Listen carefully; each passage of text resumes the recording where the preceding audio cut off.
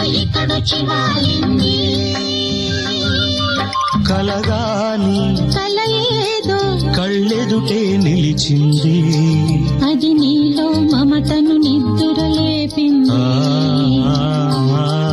అరే ఏమైంది, ఒక మనసుకు రెక్కలొచ్చి ఎక్కడికో ఎగిరింది. అది ఏమైంది